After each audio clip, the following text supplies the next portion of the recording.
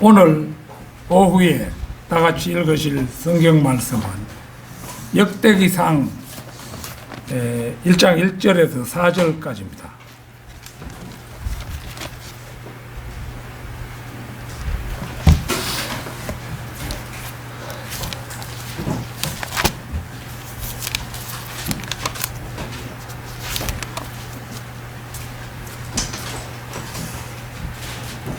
역대기상 1장 1절에서 4절까지 말씀. 말씀은 4절까지지만은 아주 간단합니다. 다 찾으신 줄 알고 받들어 읽겠습니다. 아담, 셋, 에노스, 케난, 마할랄렐, 예렛, 헤녹, 머두셀라, 라멕, 노아, 셈, 함과 야펫. 오늘 오후에는 하나님은 왜 긴 족보를 성경에 기록하셨는가? 하나님은 왜 긴 족보를 성경에 기록하셨는가? 이런 제목으로 말씀을 드리겠습니다. 조금 전에 우리는 편의상 역대기상 1장 1절에서 4절까지를 읽었습니다. 그러나 오늘 저는 역대기상 1장에서 9장까지를 대상으로 해서 설교를 하려고 합니다. 이 부분은 성경에서 가장 길고 지루한 족보가 계속되는 것으로 성경을 통독하려고 마음먹은 사람들이 레위기와 더불어 가장 많이 걸려서 실패하는 곳이라고 널리 알려진 부분입니다. 지루한 레위기의 법령도 그렇지만 역대기상 1장부터 9장에 걸쳐 계속되는 이름들도 인간의 인내심을 시험하기에 가장 좋은 부분이라고 할 만합니다.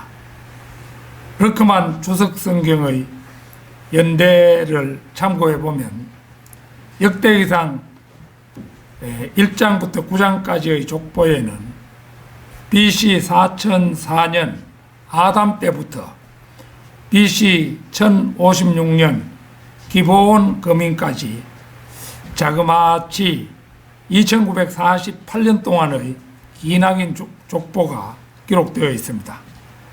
따라서 각 장마다 온통 사람들의 이름들로 빽빽합니다. 마태복음 24장 35절을 찾겠습니다. 마태복음 24장 35절입니다.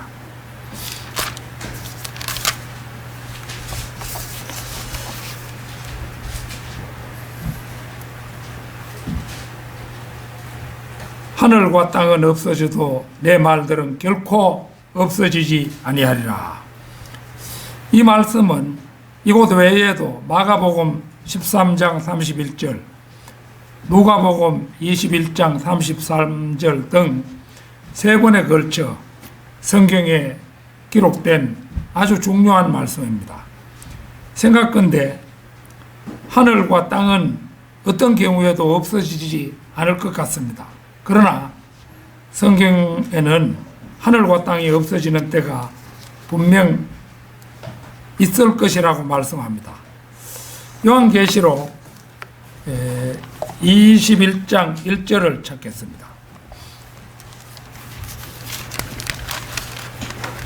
요한계시록 21장 1절입니다.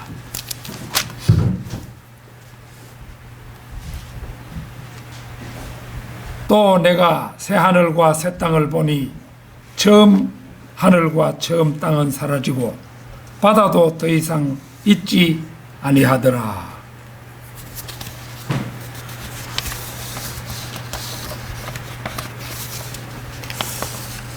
베드로후서 3장 12절 13절도 찾아보겠습니다. 베드로후서 3장 12절 13절 말씀입니다. 하나님의 날이 오기를 고대하고 열망하라. 그때는 하늘들이 불에 타서 녹아버리고 우주의 구성 요소들도 맹렬한 불에 녹아내릴 것이나 우리는 그 약속대로 의가 거하는 새하늘과 새 하늘들과 새 땅을 기다리도다. 두 곳에서 보는 것처럼 전혀 없어질 것 같지 않은 하늘과 땅이 없어지는 때가 분명히 있음을 우리는 하나님의 말씀을 통해서 알게 됩니다.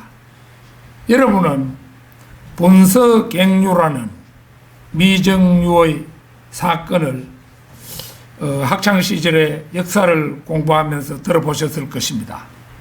분서갱유는 진시황 즉위 34년에 사상통제 정책의 일환으로 학자들의 정치 비평을 금하기 위해 민간에서 가지고 있던 의학, 농업 등에 관한 책만을 제외하고 모든 서적을 모아서 불사르고 이듬해 함양에서 수백 명에 달하는 선비들을 구덩이에 묻어 죽인 사건을 말합니다. 또 한 번 진시황 같은 폭군이 나와 모든 성경을 거두어 불태워 버리면 하나님의 말씀은 없어지고 말 것 같은데 하늘과 땅이 없어지는 날이 온다고 해도 하나님의 말씀은 없어지지 않는다는 것입니다. 시편 119편 89절을 찾겠습니다. 시편 119편 89절입니다.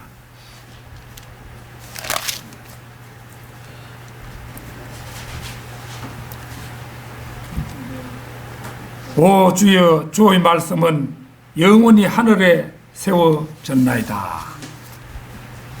다윗이 지었다고 추정되는 이 시편에는 보는 것처럼 하나님의 말씀이 영원히 하늘에 세워졌다고 천명합니다.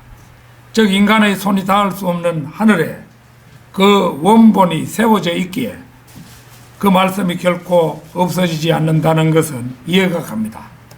그런데 그 책에 사람의 이름들이 그렇게도 많이 기록되어진 않은 이유가 도대체 무엇이냐 하는 것입니다. 하나님은 왜 긴 족보를 성경에 기록하셨는가?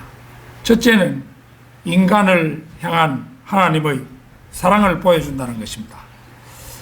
창세기 1장 1, 2절을 찾겠습니다.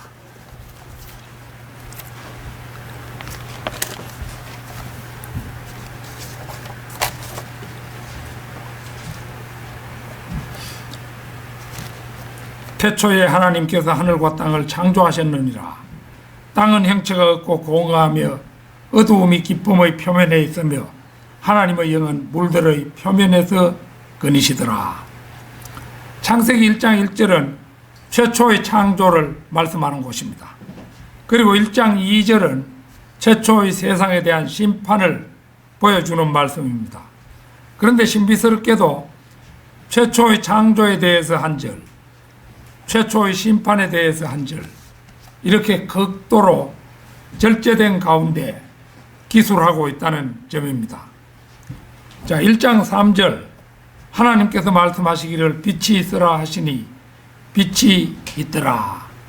여기가 재창조의 시작으로 첫째 날인데 이제 빛이 창조됩니다. 그 다음에 창세기 1장 6절 7절입니다. 하나님께서 말씀하시기를 물들 가운데 창공이 있으라. 창공으로 물들에서 물들을 나누게 하라 하시니라. 하나님께서 창공을 만드시고 창공 위에 있는 물들에서 창공 아래에 있는 물들을 나누시니 그대로 되니라. 이 부분이 이제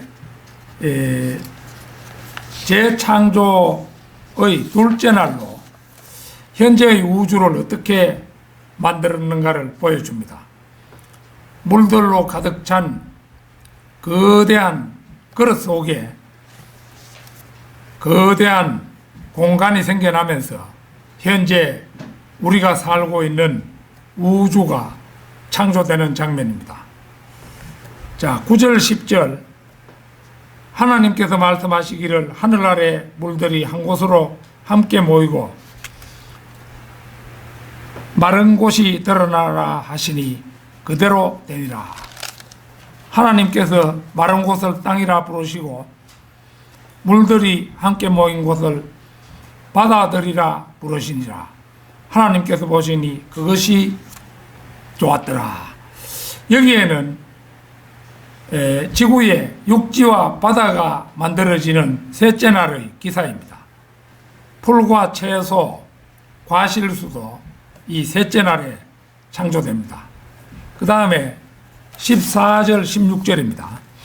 하나님께서 말씀하시기를 낮을 밤에서 나누기 위하여 하늘의 창공에 광명들이 있으라. 그것들로 하여금 징조들과 계절들과 날들과 연도들을 있게 하라. 그리고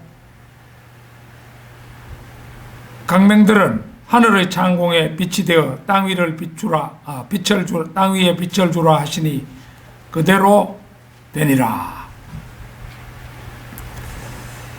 하나님께서 두 가지 큰 광명을 만드사 큰 광명은 낮을 주관하게 하시고 작은 광명은 밤을 주관하게 하시며 별들도 만드시니라.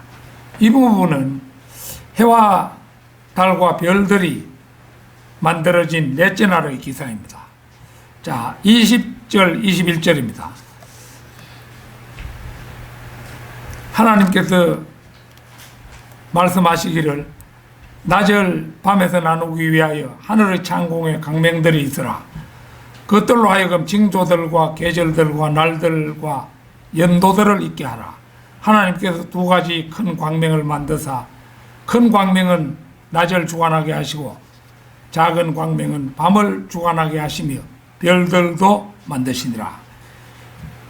이제 이 부분은 해달 별들이 만들어지는 넷째 날의 기사죠. 그런데 그 좀 반복이 되는 건데요. 하나님께서 20절 21절 보십시오. 하나님께서 말씀하시기를 물들이 생명이 있는 동물들과 땅 위 하늘의 넓은 창공에 나는 새를 풍성히 내라 하시며 하나님께서 큰 고래들과 물들에서 풍성하게 나온 움직이는 모든 생물을 그 종류대로 날개 있는 모든 새들을 그 종류대로 창조하시니라. 하나님께서 보시니 그것이 좋았더라.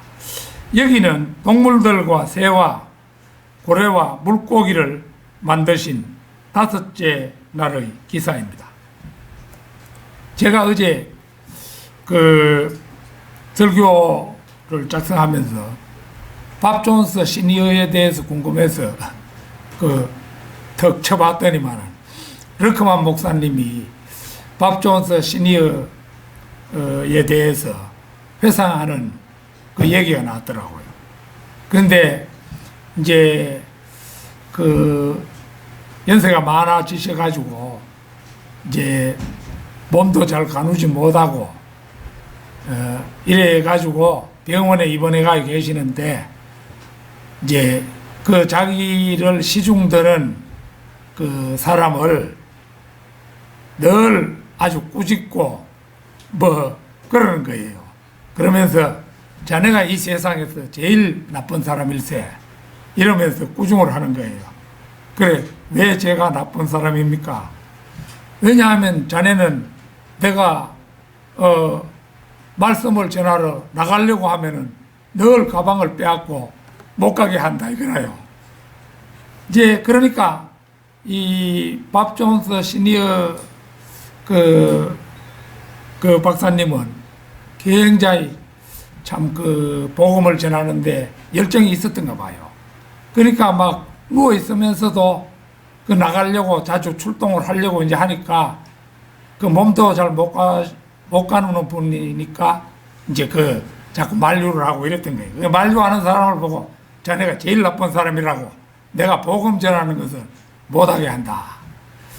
그런데 연세가 좀 드셔가지고 이제 르크만 목사님이 회상하는 글이 나왔는데 뭐냐 하면은 밥 존스 시니어 박사가 어떤 이제 데서 설교인가를 하시는데 예화를 무려 같은 예화를 5번이나 말씀하더라 이거라요.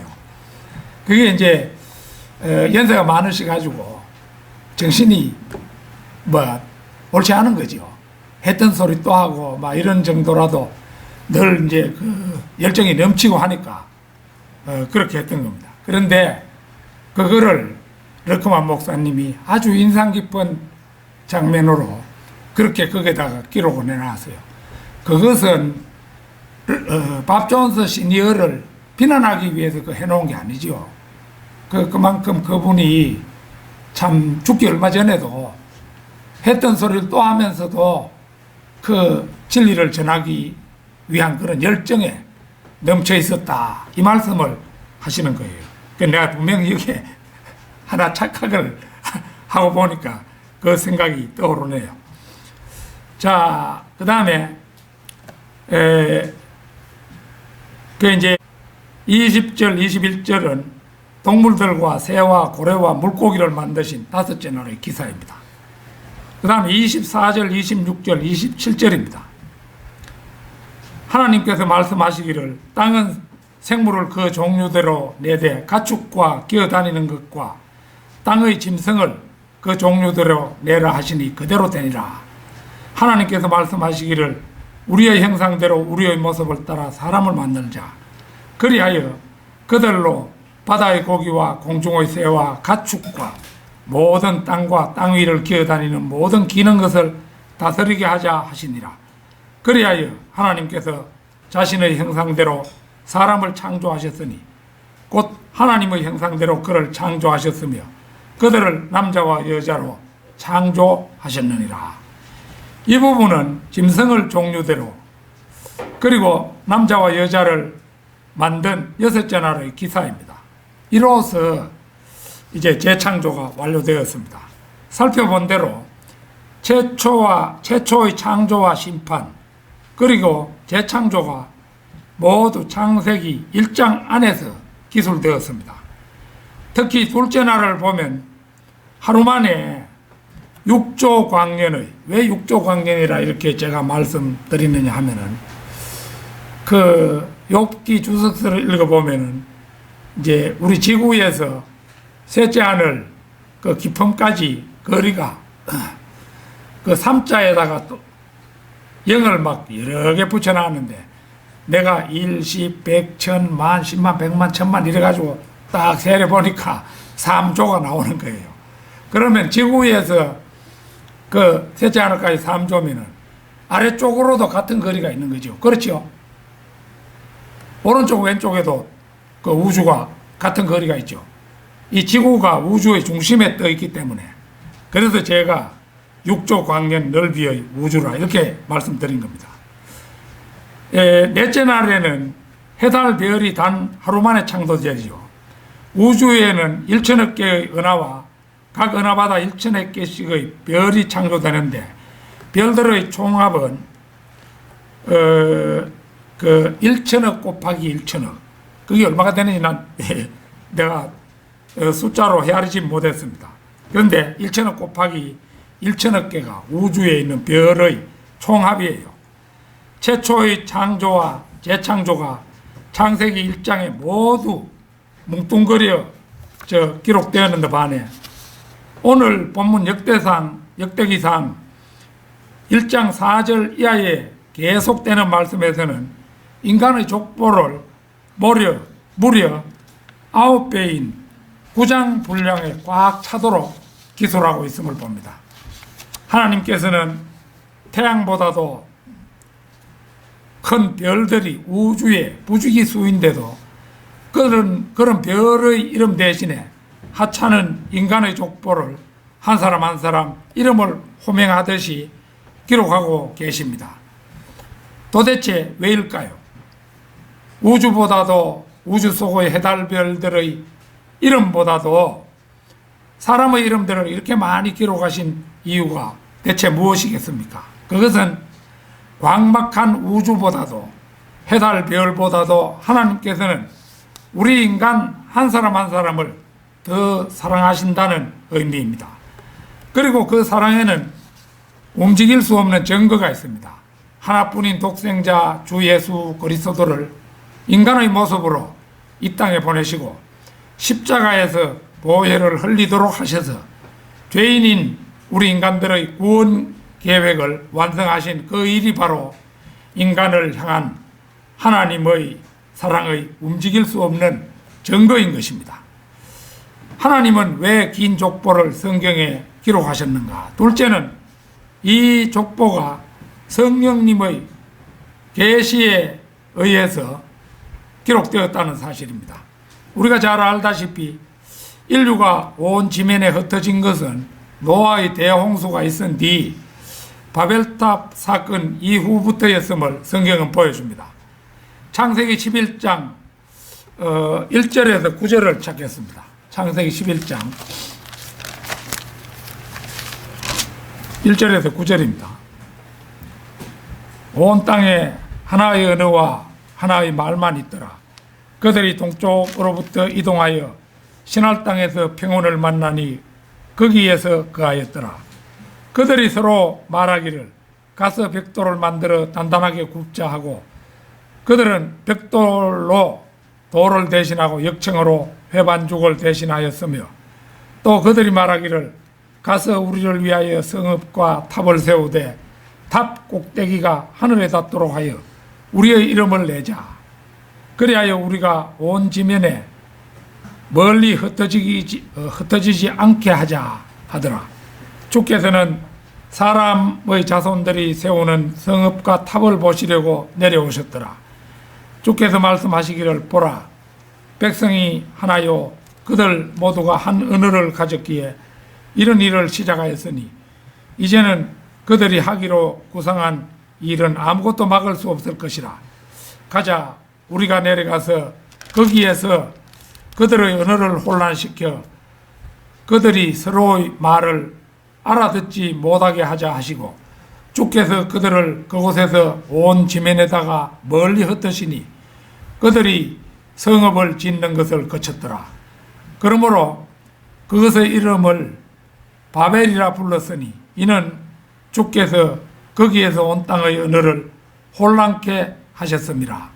주께서는 거기서부터 그들을 온 지면에 멀리 흩으셨더라. 10절까지가 9절까지입니다. 노아의 홍수가 BC 2349년입니다. 이제 어서의 연대표에 의하면 그렇죠. 바벨탑 사건이 그로부터 약 100년 후인 BC 2247년경입니다. 그리고 모세가 창세기를 기록한 것이 BC 1706년경입니다. 이것은 바벨탑 사건 이후 641년 만의 일입니다. 창세기 5장, 10장 등에서 모세는 상당한 분량의 족보들을 기록합니다. 우리가 잘 알다시피 그 시기에는 각 족속들의 족보가 있었던 것도 아니고 그것들을 보관해 놓은 도서관이 있는 것도 아닌데 모세는 대체 무엇을 근거로 족보들을 창세기에다가 기록했겠습니까? 이 문제에 대해서는 성경에 답이 있습니다. 디모데후서 3장 16절입니다. 디모데후서 3장 16절. 모든 성경은 하나님의 영감으로 주어진 것으로 교리와 책망과 바로잡음과 의로 훈육하기에 유익하니, 즉 구약이든 신약이든 모든 성경은 하나님의 영감 곧 성령님의 조명을 받아 기록한 것입니다. 특히 노아 홍수 전, 즉 아담부터 라멕까지 1656년 동안의 역사에 대해서는 참고 자료가 전무한 상태였습니다. 방주에는 노아 가족 8명과 각종 호흡하는 생명들이 탔을 뿐 어떤 책도 싣지 않았습니다. 피터 르크만의 창세기 주석을 읽어보면 홍수 전의 문명도 오늘날 우리가 추정하는 이상으로 매우 높았을 것이라고 그렇게 자신의 생각을 적고 있습니다. 그리고 노아 홍수 후 야펫, 함, 셈의 족속들이 흩어지기 시작할 때 그때는 전화나 핸드폰이 있었던 시대가 아니었으므로 누가 자식을 몇철 낳았는지, 누가 몇 살에 죽었는지 수백 년의 세월이 흐른 뒤에는 참으로 알기 어려웠을 것입니다. 그런데 모세는 성령님의 조명을 받아 꼭 필요한 곳마다 별 어려움 없이 족보들을 기록했음을 알게 됩니다. 이 역시 인간을 사랑하신 증거입니다. 하나님은 왜 긴 족보를 성경에 기록하셨는가? 셋째는 진화론이라는 헛된 망상에 빠지지 않도록 하기 위해서였다는 것입니다. 성경의 족보들 중 첫 번째 족보를 살펴보기로 합시다. 창세기 5장 1절에서 5절입니다. 창세기 5장 1절에서 5절.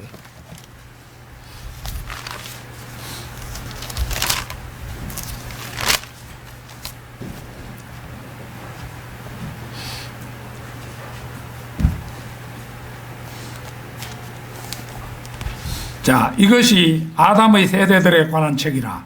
하나님께서 사람을 창조하시던 날에 하나님의 모습대로 그를 지으셨으니 주께서 그들을 남자와 여자로 창조하셨으며 그들이 창조되던 날에 그들에게 복을 주시며 그들의 이름을 아담이라 부르셨느니라. 아담이 130년을 살며 자기 모습대로 자기의 형상을 따라 아들을 낳아 그의 이름을 셋이라 불렀더라. 셋을 낳은 후 아담의 날들이 800년이었고 아들들과 딸들을 낳았더라. 아담이 살았던 모든 날들이 930년이었고 그가 죽었니라. 창세기 1장과 2장에 이어 이곳 5장에서도 하나님께서 사람을 창조하시던 날이라는 그런 말씀을 적고 있죠.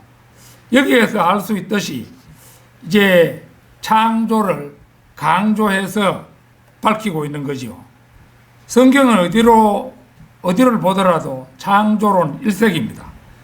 즉 최초의 사람 아담에서 사람이 사람을 낳는 것으로 족보를 기록합니다. 아메바 같은 원생 동물이 진화하여 아담이 되었다는 말은 성경 어디에도 없습니다. 창조의 원리는 이 생물이 저 생물로 진화하는 것이 아니라 어디까지나 처음부터 종류대로 자신의 형질을 이어가도록 창조되었으며 사람도 자신의 형상을 따라 대대손손 후손을 낳아 오늘에 이르렀음을 알려주고 있는 것입니다. 성경에서 유일하게 거꾸로 쓴 족보가 있습니다. 누가복음 3장 23절에서 25절 한번 보겠습니다. 누가복음 3장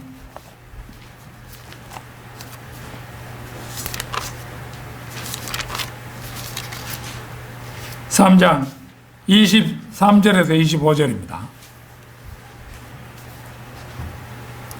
예수 자신은 약 30대가 되어 사역을 시작하였고 요셉의 아들로 알려졌던 바 요셉은 헬리의 아들이요 헬리는 맏닷의 아들이요 맏닷은 레위의 아들이요 레위는 멜키의 아들이요 멜키는 얀나의 아들이요 얀나는 요셉의 아들이요 요셉은 마타디아의 아들이요 마타디아는 아모스의 아들이요 아모스는 나훔의 아들이요 나훔은 에슬리의 아들이요 에슬리는 낫게의 아들이요. 거기 이제 25절까지 우리가 읽었습니다.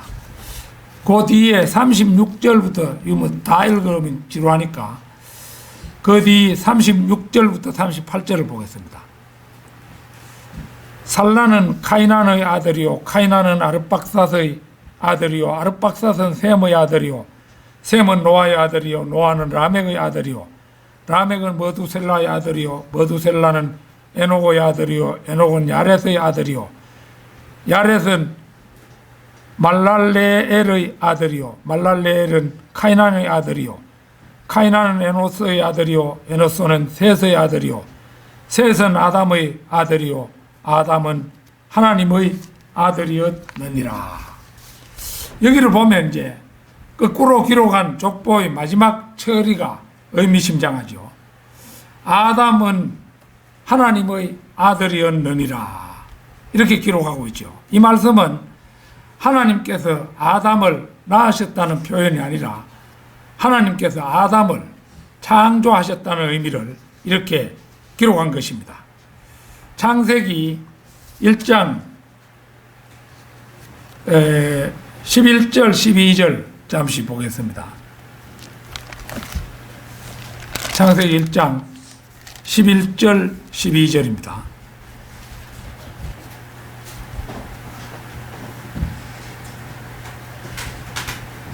하나님께서 말씀하시기를 땅은 땅 위에 풀과 씨를 맺는 채소와 그 종류대로 열매를 맺는 씨를 가진 가실수를 내라 하시니 그대로 되니라. 땅이 풀과 그 종류대로 씨를 맺는 채소와 그 종류대로 열매 맺는 씨를 가진 나무를 내더라. 하나님께서 보시기에 그것이 좋았더라. 여기를 보면 종류대로라는 말이 강조되고 있죠. 이런 기술은 이 창세기 1장 21절, 24절, 25절 등에서 이 종류대로라는 말이 계속되고 있음을 볼 수 있습니다. 이 말은 진화론을 가장 강력하게 반박하는 말로 종류와 종류 사이에는 엄청난 벽이 있으며 실제로 어느 정도 이상은 혼잡해지지 않습니다. 가령 말과 당나귀를 교접시키면 노새나 버새가 나오죠. 노새는 암말과 수탉나귀 사이에 나온 겁니다. 그래 이제 노새는 아주 저거 부모 세대보다 훨씬 덩치도 크고 힘도 좋아서 일을 아주 잘합니다. 노새는 바람직한 그런 이제 것이 나오고 버새도 있는데 버새는 암탉나귀하고 순말 사이에 나오는 건데요. 그러나 이제 이거는 좀 덩치가 작은 그런 게 나옵니다. 그런데 노새든 또 버새든 간에 이거는 생식 능력이 없습니다. 사자와 호랑이를 교접시키면 라이거, 숫사자와 암호랑이 사이에 라이거가 나오고 수호랑이와 암사자 사이에는 타이곤이라는 것이 나오는데 이 역시도 생식 능력이 없습니다. 하나님께서는 자신이 다른 종으로 창조하신 법칙을 단순한 교접만으로 건널 수 없게 하셨음을 우리가 알 수가 있죠. 사람은 하나님의 형상대로 지은 가장 귀한 존재입니다. 아메바 같은 원시 생명체가 수억만 년을 보내도 사람으로 진화될 수가 없고 또 다만 사람이 사람을 낳을 것입니다. 창세기 6장을 보면 하나님의 아들들 곧 천사들이 어디에선가 피를 얻어서 인간 세상에 내려와 사람의 딸들을 아내로 삼아 거인들을 낳는 사건이 발생하여 하나님께서 창조하신 세상의 질서를 어지럽히는 사태가 일어납니다. 창세기 6장 4절에서 7절을 찾겠습니다. 6장 4절에서 7절.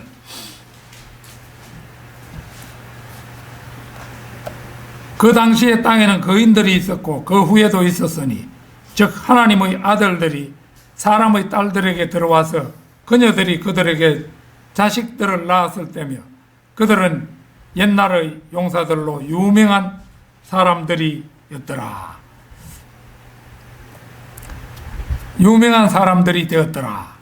하나님께서 사람의 사악함이 세상의 창대해짐과 그 마음의 생각의 모든 상상이 계속해서 악할 뿐임을 보시고 주께서 땅 위에 사람을 지으셨음을 후회하셨으니 그 일이 그의 마음을 비통케 하였더라.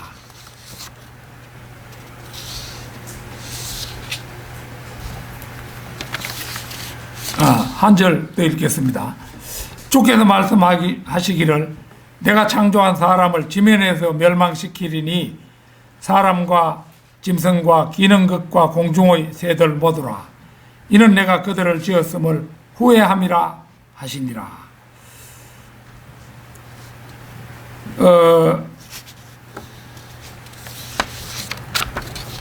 그 루시퍼의 사주로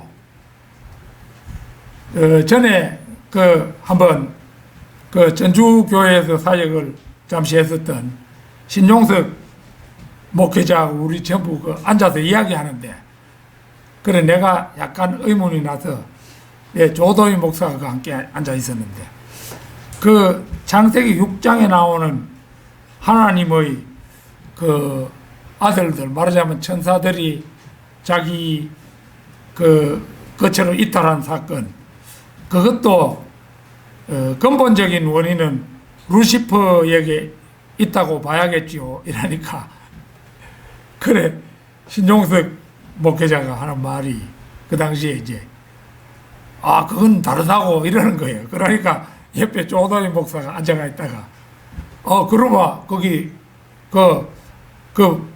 자기 자리를 이탈한 천사들이 어디서 누구 때문에 그래 됐느냐 뭐 이러니까 다른 말을 하더라고요. 그러니까 그래서 이제 우리가 그때 역시 그거는 근원이 루시퍼에서 비롯됐다. 그 배반의 근원이 우리가 그렇게 결론을 내렸던 적이 있습니다.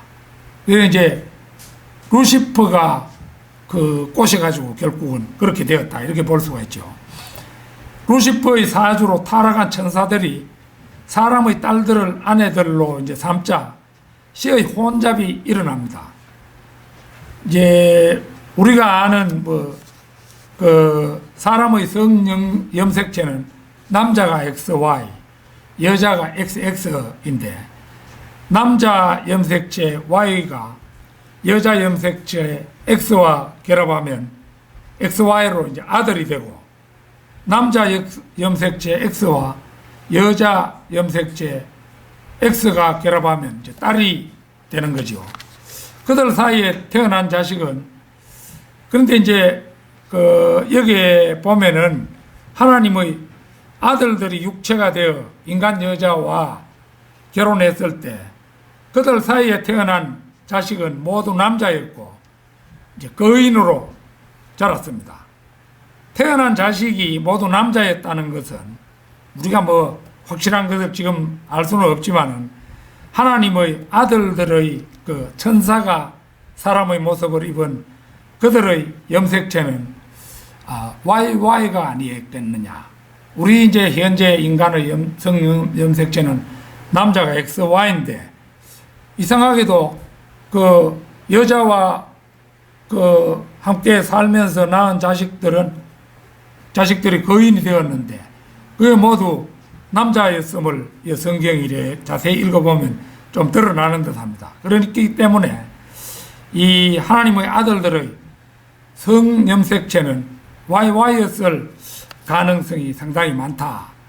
네피림 곧 거인으로 생장하는 변이가 이제 일어났죠. 그리스나 로마 신화 가운데 거인이 등장하는 것은 이 때문입니다.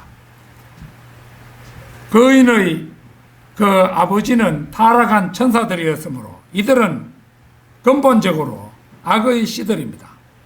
거인의 수가 늘어날수록 이제 사람의 사악함이 세상에 창대해지고 그들 마음의 상상도 악할 뿐임을 보시고 하나님께서는 극약 처방을 하실 수밖에 다른 도리가 없게 되었을 것입니다.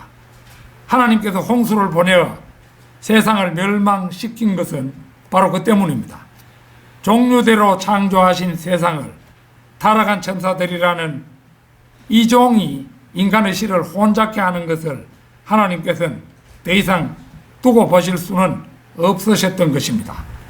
그리고 바로 그래서 하나님께서는 노아 가족 8명을 제외한 모든 인류를 홍수를 통해 멸망시키신 것입니다. 하나님은 왜 긴 족보를 성경에 기록하셨는가? 넷째는 인간의 역사를 정확히 제시해 주기 위해서입니다. 인간의 역사는 진화론자들이 주장하는 것처럼 원시 생명체를 포함하는 수십억 내지 수백억 년을 아우르는 우연과 상상 속의 역사가 아니라 어디까지나 하나님께서 아담과 이브를 창조하심으로써 시작된 6천년 남짓한 역사임을 이 성경의 족보들은 증명해 줍니다. 만약 성경이 아니었다면 인간은 자신을 창조하신 분이 누구인지, 또 최초의 조상은 누구인지 까마득이 모른 채 무지에 빠져 우상 숭배나 일삼다가 그 생을 마치고 하나같이 지옥 자식이 될 뻔했습니다. 실제로 보면은 동양의 중국의 그 14억 명 이상이 중국에 살고 있지만은 중국에 지금부터 5천 년 전에 문자 같은 게 있다 하지만은 그 하나님 그 자기들의 최고 조상인 아담을 기억하는 거는 사람은 없잖아요. 그러니까 이제 그 한자에서 다소간 옛날 역사를 보여주는 것이 있기는 있습니다만은 아담과 이브 이런 건 다 잊어버렸어요. 그러니까 이제 하나님께서는 인류 역사를 기억하도록 이제 아브라함을 통해서 한 민족을 택하시고 성막을 만들게 하셔서 미천한 인간과 함께 거하시기를 마다하지 않으셨습니다. 그리고 각 시대마다 선지자들을 통해 험한 상상에 빠진 인간들을 깨우치셨습니다. 이사야 45장 5절에서 9절을 보겠습니다. 이사야 45장 5절에서 9절입니다.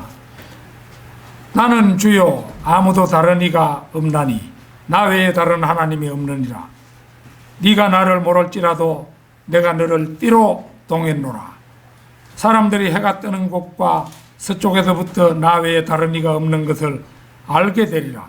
나는 주여 아무도 다른 이가 없느니라. 나는 빛도 조성하고 어두움도 창조하며 나는 평안도 만들고 악도 창조하나니 나 주는 이 모든 것을 행하느니라.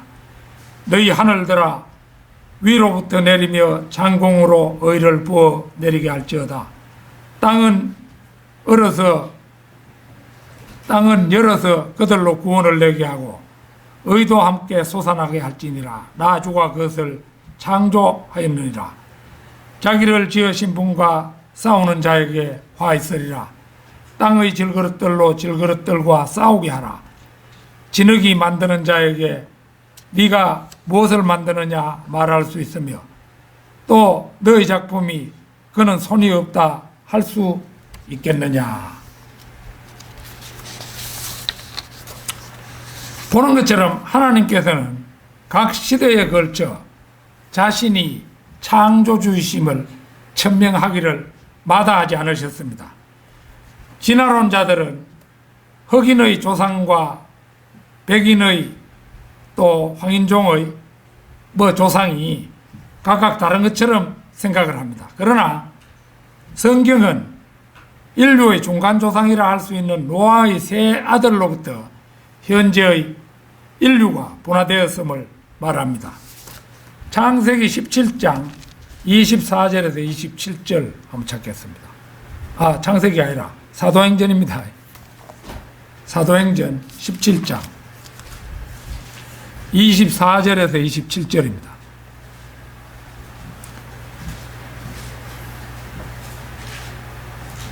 세상과 그 안에 있는 만물을 지으신 하나님은 하늘과 땅의 주시니 그분은 사람의 손으로 만든 성전들에는 계시지 아니하시며 또한 무슨 필요한 것이 있는 것처럼 사람의 손으로 섬김을 받아야 되는 것도 아니시니 이는 그분이 만민에게 생명과 호흡과 만물을 주심이라. 또 하나님께서는 인류의 모든 족속을 한 피로 만드시어 이 사도행전 지금부터 1900 수십 년 전에 기록된 건데 인류의 모든 족속을 한 피로 만드시어 이렇게 기록하고 있죠. 온 지면에 살게 하시고 미리 계획하신 시기와 그들이 거주하는 경계를 정하셨으니 이는 주를 찾게 하려 함이라. 사람들이 하나님을 감지하려 하면 만나리니 그분은 우리 각 사람에게서 멀리 떨어져 계시지 아니하도다. 지금부터 100년 전에만 해도 흑인의 피를 백인에게 수혈할 수 없다고 생각했습니다. 그러나 지금은 의술이 발전하여 흑인의 피를 백인에게 수혈하기도 하고 백인의 피를 흑인에게 수혈하기도 합니다. 하나님께서는 인류의 모든 족속을 한 피로 만드시어라는 말씀이 진리임이 만천하에 밝혀진 것입니다. 인간이 에덴 동산에서 범죄했을 때 하나님께서는 즉각 인간을 향한 구원 계획을 수립하시고 아들 하나님을 보내시겠다는 수천 년 전부터 약속대로 때가 되자 독생자를 세상에 보내셔서 십자가 위에서 보혈을 흘리게 하심으로써 구원 계획을 완성하셨습니다.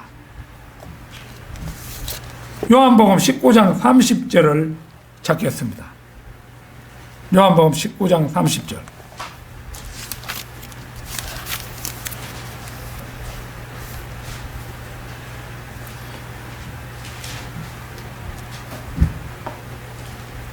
그때 예수께서 그 식초를 받으시고 말씀하시기를 다 이루었다고 하시더니 고개를 떨구시고 숨을 거두시더라.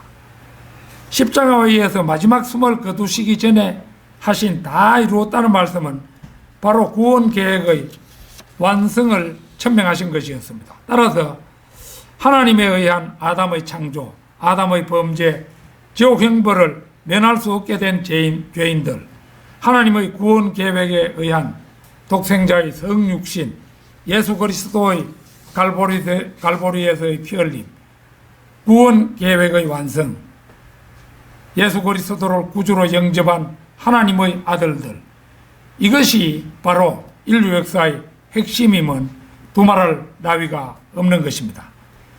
결론적으로 성경은 하나님의 사랑과 계시의 책이며 또한 하나님의 창조와 역사의 책입니다. 창세기 17장 26절 우리가 조금 전에 읽었었죠. 17장 26절 27절 다시 한번 보겠습니다.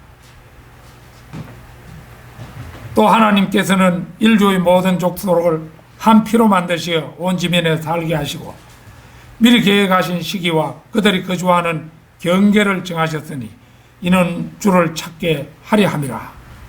사람들이 하나님을 감지하면 만나리니 그분은 우리 각 사람에게서 멀리 떨어져 계시지 아니하도다.